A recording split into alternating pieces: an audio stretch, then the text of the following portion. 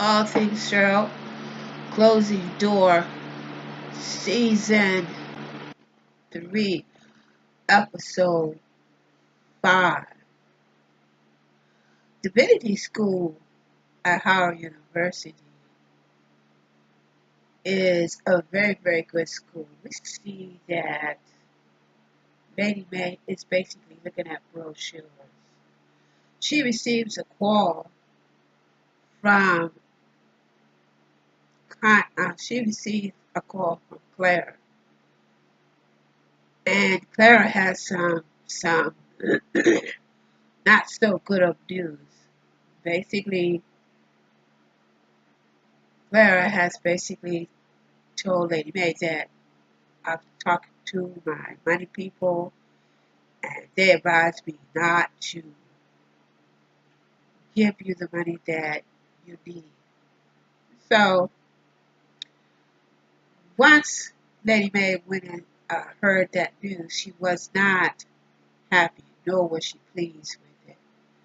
So she goes into the office, the bishop's office, and she let the bishop know that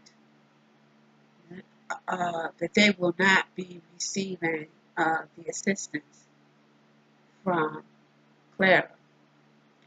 And so the bishop was basically upset. The reason why he was upset is because the lawyer basically told Bishop the reason why that he advised Clara not to assist him is because it was basically a personal loan and not a business loan. In other words, the $2 million is from the personal uh, monies that they make, basically from the tithes. And so Bishop goes on and basically start doing the blame game. And so at that time, we find out that Gigi has basically uh, went inside to talk to Charity. Charity is basically, Baby Nathan is where she is because she is preparing Baby Nathan to basically go to spend some time with Kevin. It's this week that Baby Nathan is basically with will be with Kevin, and so she's really having some, she's thinking about what happened and the fact that she was uh, locked up, and she's really really upset and she's thinking about it. So Gigi Grace comes inside and she lets Grace know exactly how she feels about her being locked up at the Four Seasons. And so she was upset due to the fact that Kevin called the police and they escorted her out with handcuffs. And so basically, she was blaming Grace that, she was locked up, and Grace told Charity, well, I basically asked Kevin not to press charges against her. But at this point of the game, Charity is just not really having it. Charity is actually blaming Gigi for the reason why that she was locked up. Charity, you're the one who basically, went out of state with Baby Nathan. So I mean, what's the deal? And so we go on, and we also find out it's like, I think it's like 4:45. 4:45. Lady May is basically knocking on Zara's door, telling Zara it's time for you to get up, and we're basically going to be doing Bible study. And of course, teenagers, especially the weekend, teenagers like to sleep. And I mean, they seriously like to sleep. And so Sophia comes downstairs because basically she's getting ready to do some exercise and, do her running, stay in shape. And so she speaks to Zara. She didn't really want to say anything, but Lady May told her, you hear Sophia trying to speak towards you. And so she spoke. She didn't want to. And so we see Sophia basically doing her little run, making her little run making her little run. So we also, uh, Claire's granddaughter basically apologized to Lady May, saying that she was sorry that her grandmother, I guess it's the grandmother or her auntie, didn't want to help them out. And so Lady May said, well, Lady May said, God will provide. And her secretary said, I would like to see this part where God is going to be providing. And so we go on, and Lady May goes into the office of the bishop, and she tells the bishop that he basically has to get them out of this predicament that they're in, and that she abandoned her wanting to, to speak at the church. And so the bishop saying that I'm not going to basically be stepping down from the church, because Lady May has basically asked the bishop to step down from the church, and that if she be in charge, she wants to be in charge of the church. She wants to, run the church. So the bishop was basically not having it, and he was saying that as far as someone leaving the church, basically you're the one who's basically is going to wind up leaving the church, not me. And basically that's nature's way. So I'm thinking, where is nature's way where that, she's not going to run the church? I understand the part where is that when uh, the bishops and first ladies, or the preachers and first ladies, get divorced, they mostly likely, go on the side of the bishop. Why is that? I have no idea. But and so we go on, and we see that Carissa is basically at home, and she's missing Zara. So she's looking at some of Zara's stuff, and she's really, really missing Zara. So while we're dealing with Carissa, we see that Rochelle has basically decided that she wants to visit Tasha. And the reason why she wants to visit Tasha is that she basically have these papers that she wants Tasha to get Jacob to sign. And these papers are basically papers where one particular paper is where they needed the signature to open up a bank account. Basically, that bank account is going to be where they are going to start laundering money over into that particular bank account. And so Michelle tells Tasha to, put on her charm and to, get Jacob to sign the papers. And so basically, we see that Tasha goes in for the first time to try to get the signature, but she couldn't get the signatures because Jacob was basically, spending time with his son, and they were playing checkers. No, they were playing chess. And so she changed her mind, so she decided not to do it the first time. And so she goes back out the next day, and she lets Rochelle know that she wasn't able to get the signature. And so Rochelle says that you have to get the signatures because this this signature is how we're going to open up this bank account to get money for the real church. And so Tasha was like, real church? What church is that? And she says, well, you need to get these signatures because you want to see Basie, don't you? And so that tells me that Basie probably somewhere along the line going to be popping back up, and we probably will see Basie again.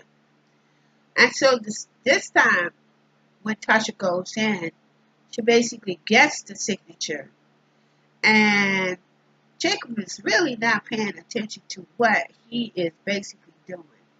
He's, telling Tasha about, all of the issues and challenges that he had with Charity and with his niece Sophia,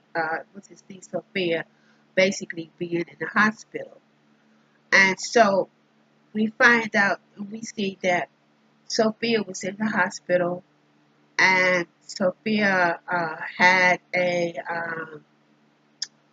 something that was going on with her ovaries. Her ovaries was tangled or something. I forgot what the word is, but Sophia winds up having her ovaries removed. And so we go on and we see that while they were in the hospital, we see that Charity is really, really going through it. I believe that Charity could be going through, either she's getting ready to have a nervous breakdown, or she could be having postpartum, or she could be having postpartum depression, basically dealing with the effect of losing a child, because really, Charity really hasn't really mourned to the fact that she had two kids instead. She had two kids, she lost one, and one of them was a girl. And so while we're at the hospital, we see that uh, while we're at the hospital, we see that Jacob basically tried to have a conversation with Zara. And really, Zara is not really having it. Zara is still upset due to the fact that she still, even though she's not living with them at this point, she's still not able to get on the computers. She's still kind of sort of in lockdown, but in lockdown in a different setting, in a different atmosphere. And so she's still getting smart mouth. I think she needs a little pop in the mouth, but she's still getting smart mouth with her mother, Carissa.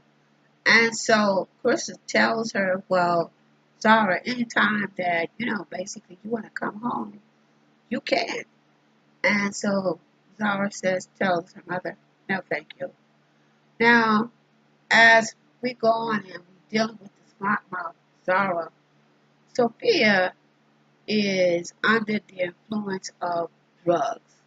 She's been, being prepped for operation, and she goes under. But before she goes under, she goes and talks to her mother and tells her mother that her boyfriend has basically apologized and said that, that they, you know, wanted to wait, and they're going to get married, and they're going to have a house, they're going to have kids and all of this. So she basically goes under. While in the meantime, while we're waiting for the outcome of, Sophia's and her operation, we see that Charity is basically banging on the vending machine, trying to get a candy bar out of it. And she's talking to the vending machine saying that she is not the one. And so she's banging and banging and banging. And so this is when um, uh, uh, everybody come and want to assist. And Carissa tried to give her money. And so she can, because the candy bar was basically stuck in the machine. And so Carissa says, well, here's some more money. And so Charity said, I don't want the money. I don't want the money. I want the candy bar. I want the candy bar. And so she keep banging and banging. And all of a sudden, when she banged, she hit the, the glass. And she damages her hand and everything. And she goes in and she grabs the candy bar. And then she says, well, you know what? Somebody's going to get these stitches, and somebody's going to be needing, uh, needing a lawyer. And so at this time, we see that Grace is really, really feeling the fact that her daughter is under the knife right now, and she decides that she want to go into the chapel and basically sit down and to, pray. While we're in the chapel, and before we get into the chapel, we find out that Charity is under the influence of opioids. Opioids, oxycodone, I think they said oxycodone, I think I wrote down oxycodone. And opioids are very, very addictive. Opioids and pain pills are, I'm not going to say it's worse than crack, but I'm going to put a racial ticket on it between the two. Opioids and oxycodones and Percocets nowadays, and these cough medicines with codeine and stuff like that. We have an epidemic with pill popping. Now, when crack basically came into the scene, it was basically a black thing. And I'm not going to say, I'm going to say it's a black thing. Now we have this epidemic as opioids and pill poppers, and the youth is really, really addicted. And now they're saying that opioids, and if you get addicted to these pills, it's basically they're trying to categorize it as a disease. Um,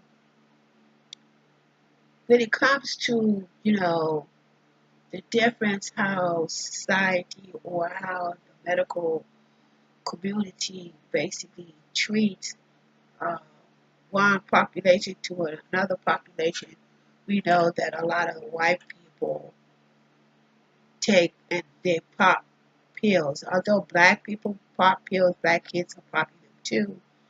But it becomes now they're trying to look at a way to basically fix it where it's category differently.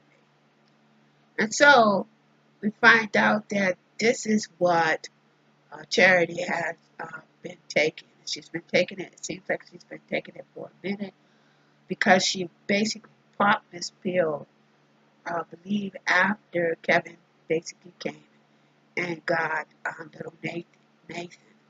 Now, when Kevin got little Nathan and Charity came down the steps, I know I'm moving back and forth. Charity came down the steps. Charity basically threw the bag and just gave little Nathan to Kevin. And I figured that this should have been a time where basically Kevin should have said something to Charity, but he didn't.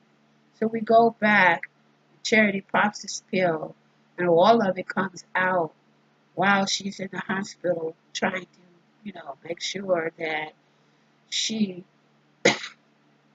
is supporting her nephew, not her nephew, but her niece. And so we go on and we see that Carissa was trying to basically talk to Sophia, and Charity just happened to hear the conversation. So Charity tells Carissa, "You guys really messed up that one, but you do have one that's really, might be out okay." And so this is also when Charity tells uh, Grace that it's a shame that Sophia is getting cut, but she understands what being cut is all about because she was there at one time or another. And so we see that there's a sign where the bishop has basically called in one of his best friends, I think it's Percy Lee. Percy Lee was at the bishop round table. And so the bishop asked Percy, he says, what did you do and how did you get out of the situation when you had this tax issue with the IRS? He says, basically, I basically uh, borrowed money and I just got it from somewhere. I was able to get it done, but I didn't have like millions like you do. And so Percy goes on and tells the bishop that he basically does have a way where he probably could get the money, and that was that he needed to go and basically talk to Rochelle. But it seems that Percy had a little crush because he had asked the bishop that maybe he could hook him up with Rochelle, and the bishop was like, you really haven't gotten any better. You about the same thing. And so the bishop moseyed his little self on over to um, Rochelle's office. Now, Rochelle, Rochelle has really, really played this part. So Rochelle says, I see you basically have come to see or to come to see the little Jezebel. And so Bishop says, well, I'm here hoping that basically you could, maybe help me out or something like that. And so Rochelle was saying, after you treated me the way you did when we were at this thing, and you want me to assist you? I don't think not. No.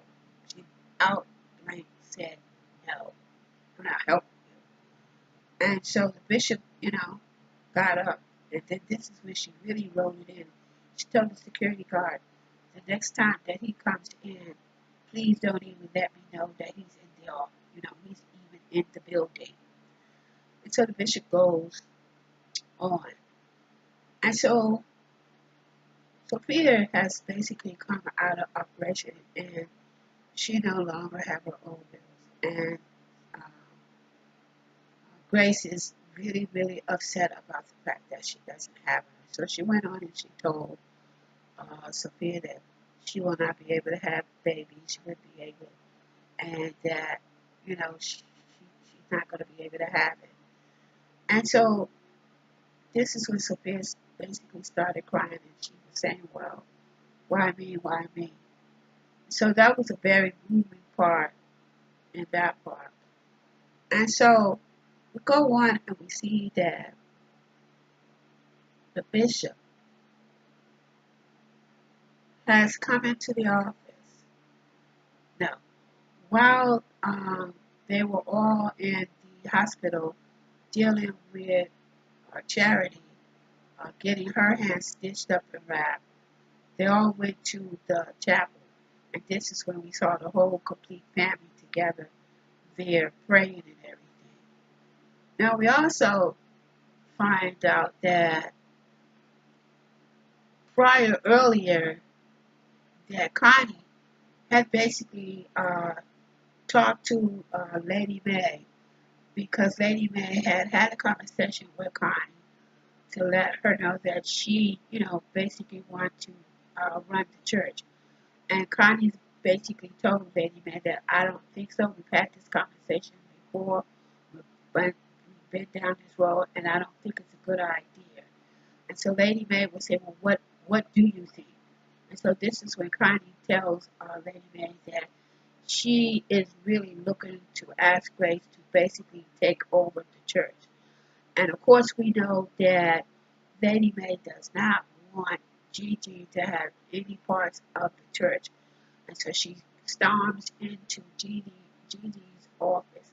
And so Gigi tells her mother that she basically turned the offer down and that she does not want to run the church, and that Connie was the one that basically came to her. She did not go to Connie, and she does not want to be a part of the church. And so we see a scene when we go back the next day, and while we're in the church, we see that the bishop is praying, and the bishop gets a text, and the text is coming from Rochelle.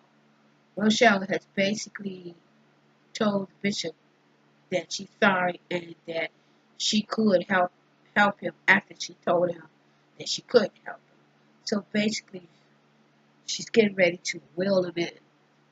And so while we're at the church and we have a conversation with the bishop and the Lady Mae, so the bishop tried to do one more pleading or asking Lady Mae, let's not do this because our children need us. And Lady Mae is just like, no, I've had it.